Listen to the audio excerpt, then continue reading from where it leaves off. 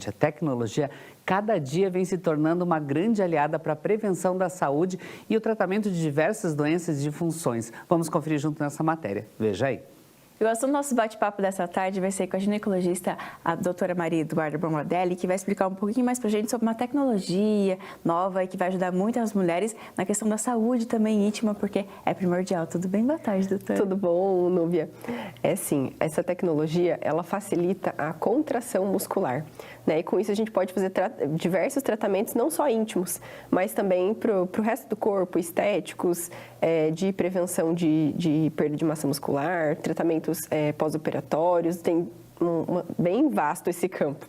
Então, eu quero que você explique para a gente, conta um pouquinho mais. Então, essa tecnologia é específico para a saúde íntima da mulher, é específico para isso? Não, ela é um aparelho que ele tem um campo eletromagnético e esse campo vai fazer a gente ter uma contração muscular, né, de forma involuntária. Então, a gente não tem que fazer esse esforço de contrair porque o aparelho vai fazer isso pela gente. E isso pode ser aplicado em diversas áreas. Então, a gente pode aplicar na parte do períneo, de abdômen, para, por exemplo, incontinência urinária, tanto feminina quanto masculina. A gente pode fazer, por exemplo, em coxa, glúteo, para hipertrofia, né, aumento, definição. Ele vai promover uma certa queima de gordura também. Por exemplo, em pós-operatório de ortopedia, para reabilitação. E também para algumas disfunções sexuais masculinas, justamente por trabalhar essa parte do períneo, né? Então, tanto para homem quanto para mulher, ele pode ser aplicado ao íntimo também. Nossa, que bacana, doutora, porque assim, a questão que os homens estão cada vez mais buscando também, né? Esse cuidado também, as mulheres, enfim, então abre os dois campos ali, né? Os dois lados. Isso, e o legal é que não é só tratamento, ele também serve como prevenção, que é o ideal para todo mundo fazer, né? Prevenir acima de tudo, né? E eu quero então que você conta pra gente como que ele pode ser usado em casos de osteoporose. Isso. A osteoporose, ela está muito ligada à perda de massa magra, que é a massa muscular. Porque eu sempre falo, o osso ele não tem veia para ser nutrido, ele é nutrido através da musculatura. Só que se a musculatura está fraca, ela também não vai fazer uma boa nutrição óssea. Então, a gente tem que desenvolver essa musculatura para poder melhorar, porque mesmo com medicação e tudo isso, se a gente não tiver uma boa musculatura levando aquela medicação para o osso, isso também não vai ser tão eficaz como deveria, né? E com relação da osteoporose, ela pode também prejudicar a saúde íntima da mulher, doutora? Como que é esse caso, assim? Isso, diretamente não, mas indiretamente sim pela perda de qualidade de vida, né? Geralmente, em alguns casos, quem tem osteoporose costuma ter bastante dor, principalmente dor nas costas, depende muito, dor nas pernas, né? Depende muito onde está mais avançado.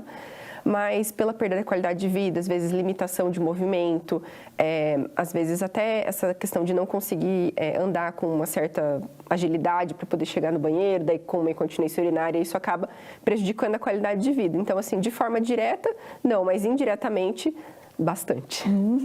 E no caso, doutora, que a gente pode falar da menopausa, que as mulheres têm bastante perda de massa magra. Por que ocorre isso? Qual que é o fundamento que ocorre? Isso acontece principalmente nos primeiros 5 anos de menopausa, que a gente vai ter essa diferença mais drástica.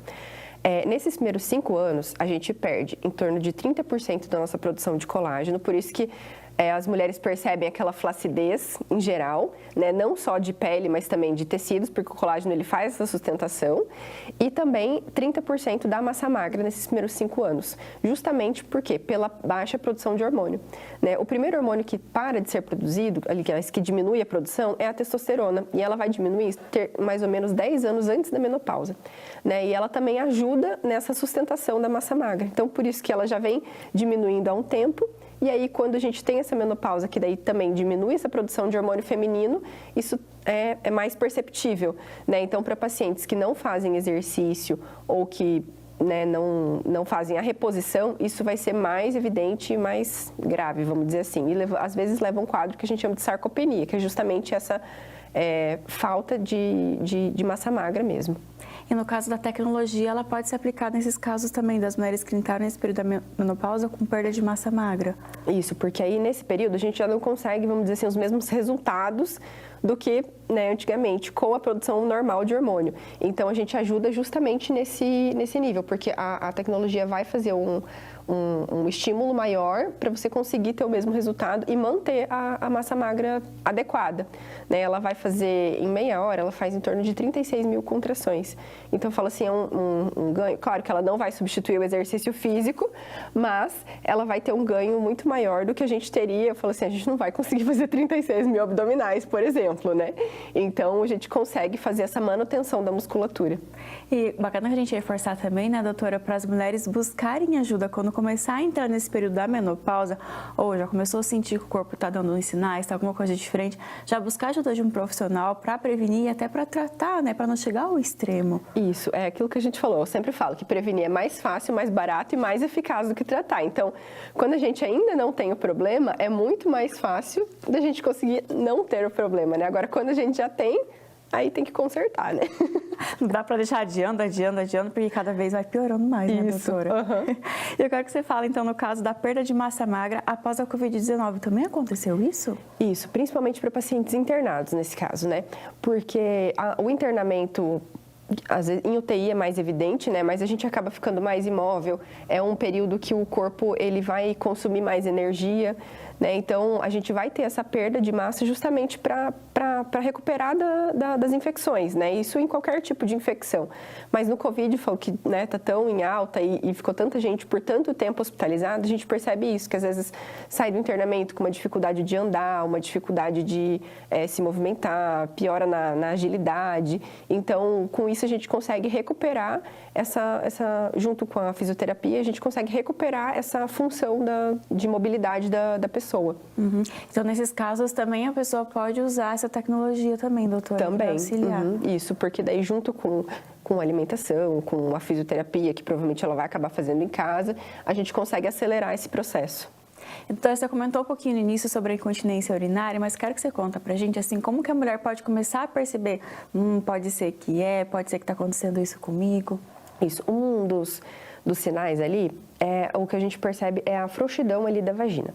Então, às vezes, começa a ter relação, começa a entrar ar, sair um barulho ali. Então, isso é um dos primeiros sinais ali de que a gente precisa fortalecer essa musculatura. Porque a vagina, ela é um músculo. Então, do mesmo jeito que o resto do corpo, a gente precisa exercitar.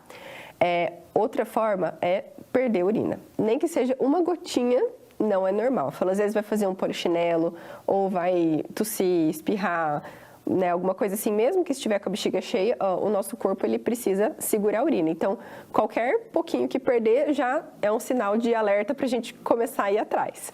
Doutora, tem relação no caso das mulheres que tiveram parto normal para essa incontinência urinária ou isso é um mito? Tem assim, quem teve um parto muito prolongado, né, então um trabalho de parto muito prolongado ou ficou muito tempo no período expulsivo, que é quando está ali para nascer e demora um pouco. Quem teve um parto com fórceps ou com vácuo extrator tem um risco um pouco maior. Quem fez a episiotomia também tem um pouquinho mais de risco, né, pela lesão da musculatura pélvica.